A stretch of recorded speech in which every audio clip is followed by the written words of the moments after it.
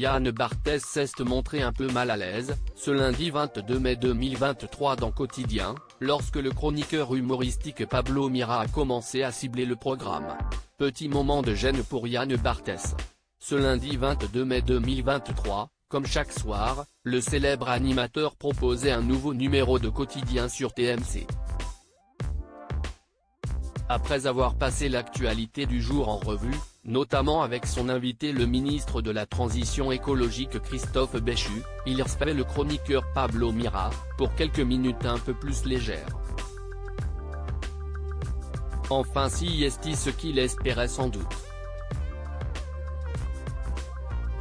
Mais c'était sans compter sur l'esprit franchement taquin de l'humoriste et co-créateur du Gorafi, qui avait prévu une ou deux plaisanteries au sujet du talk-show.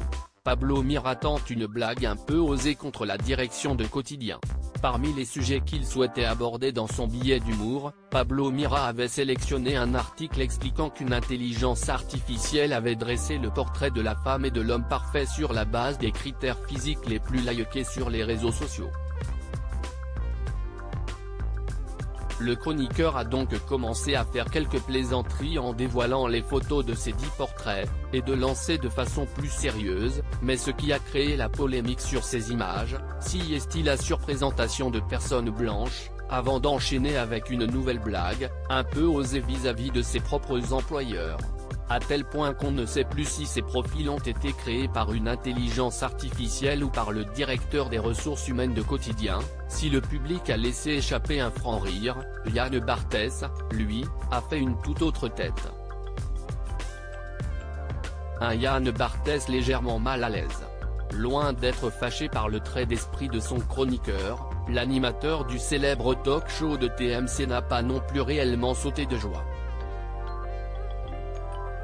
Il s'est contenté de pincer les lèvres, avant d'esquisser un petit sourire, alors que Pablo Mira ajoutait « Ah on ne sait plus trop ?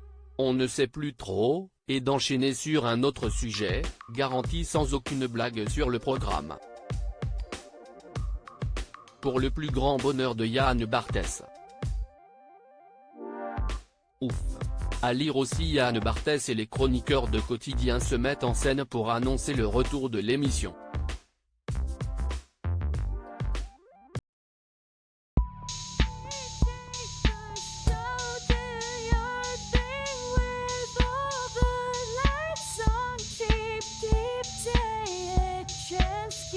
Keep taking a chance.